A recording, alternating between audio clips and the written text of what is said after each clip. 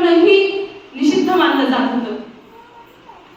अशा काळात शिक्षण घेणं, रस्त्यावरून जाताना चिखलफेक, दगडफेक, शेणफेक आणि अशा परिस्थितीत शाळेत येणं, केवळ 2 ते 3 मुलींना शिकवणं, हळूहळू ही संख्या वाढवणं, सर्वप्रथम भिड्यांच्या वाड्यात मुलींची शाळा सुरू करणं, म्हणजे ही विचारही न करण्यासारखी गोष्ट आहे.